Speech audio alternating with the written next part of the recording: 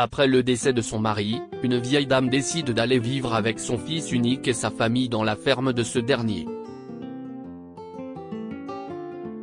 Mais peu de temps après, ce même fils l'oblige à s'installer dans la grange.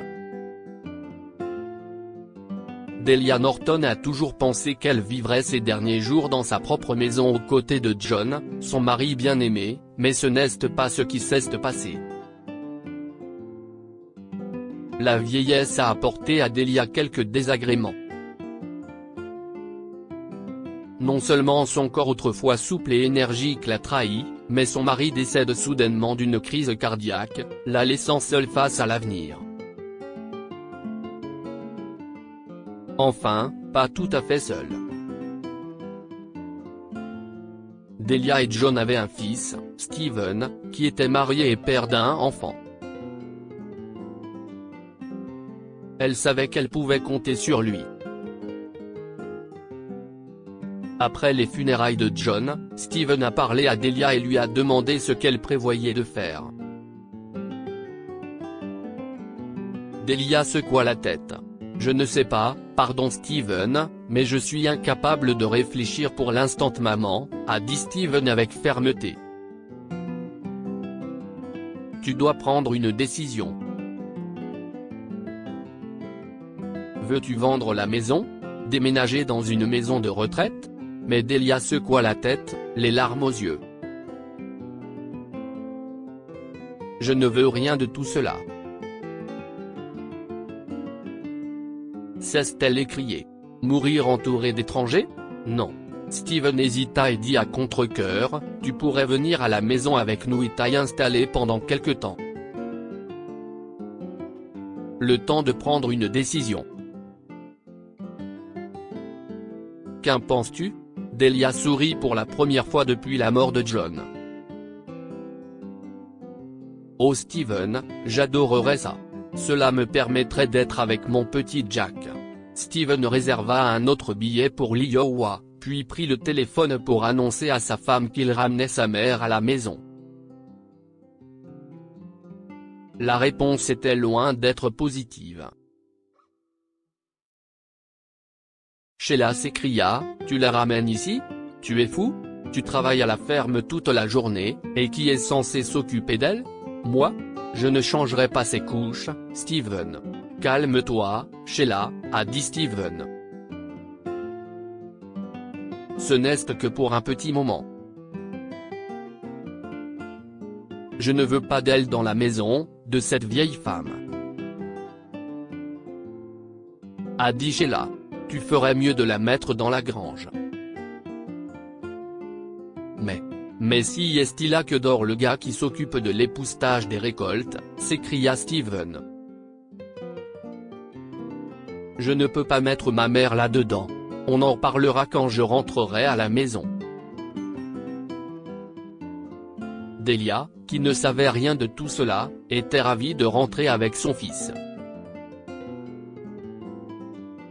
Elle n'avait pas une relation très chaleureuse avec Sheila, mais elle la respectait en tant que mère de son petit-fils et femme de son fils, et elle adorait le petit Jack.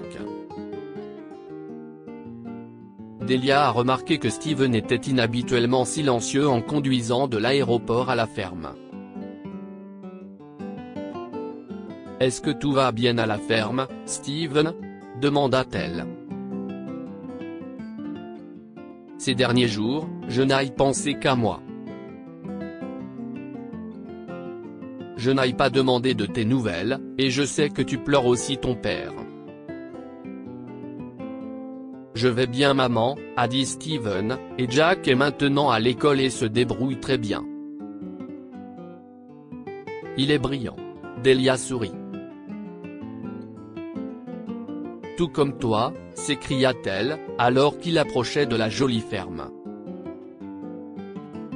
Oh, regarde. Le voilà. Delia sortit de la voiture et fut accueillie par un enfant de 6 ans aux yeux verts brillants et au nez parsemé de taches de rousseur. Nana. S'écria Jack, tu es là. Delia entoura son petit-fils de ses bras et sentit ses larmes couler à nouveau. Comme John aurait aimé voir Jack. Au cours des 2 dernières années, Steven a rarement rendu visite à ses parents, ce qui avait blessé John. Sheila était là, et elle embrassa Delia sur la joue, mais son sourire n'atteignit pas tout à fait ses yeux.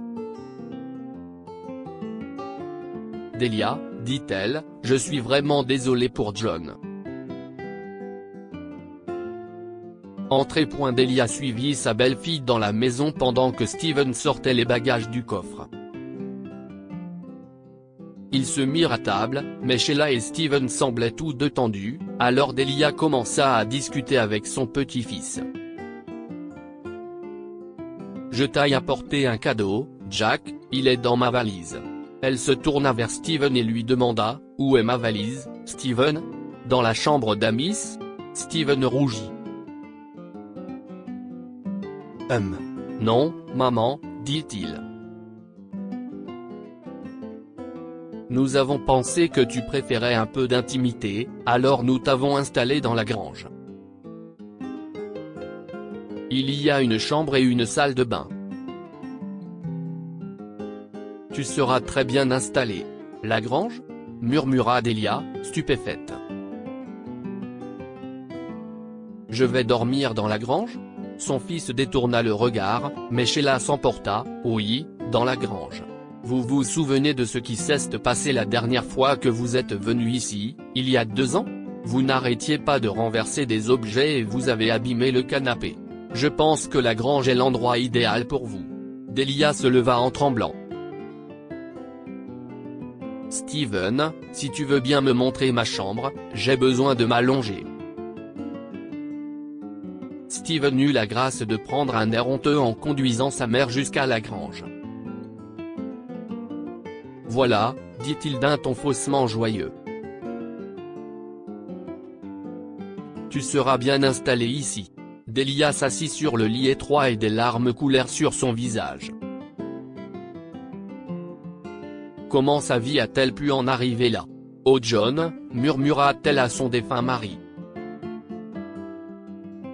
Tu étais le plus chanceux. Cela te briserait le cœur. À l'extérieur, Steven se retourna rapidement et ferma la porte derrière lui. Lorsque les ouvriers utilisaient la chambre, il la laissait ouverte, mais il pensait que sa mère ne serait pas en sécurité avec une porte qui ne se verrouillait pas de l'intérieur. Il n'a jamais pensé à prévenir Delia. Lorsque Delia se réveilla le lendemain matin, elle chabilla et se dirigea vers la porte pour découvrir qu'elle était enfermée à l'intérieur. Il n'y avait pas de serrure de son côté de la porte, pas moyen de sortir. Elle s'assit sur son lit et fondit en larmes. Elle était prisonnière. Pendant ce temps, Steven s'était levé après une nuit blanche et se dirigeait vers la grange pour laisser sortir sa mère lorsqu'il aperçut Jack qui jouait avec des morceaux de bois. Comme toujours, la vue de son fils lui remonte le moral. « Eh, mon garçon. Qu'est-ce ce que tu fais? Eh, papa. » Jack sourit à son père. «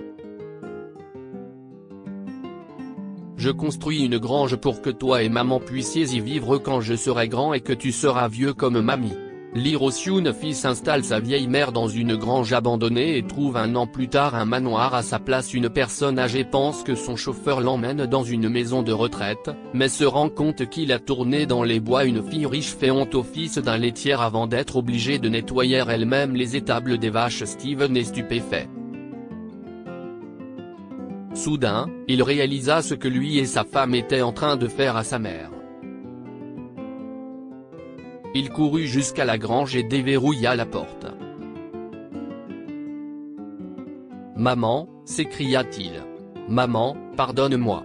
Je n'aurais jamais dû te mettre ici, je n'aurais jamais dû t'y enfermer. » Il prit Delia par la main et la ramena à la maison. « Sheila, dit-il à sa femme, ma mère va s'installer dans la chambre d'Amis, et si cela te pose un problème, tu peux faire tes valises. Que pouvons-nous apprendre de cette histoire? Nous sommes des modèles pour nos enfants, pour le meilleur et pour le pire. »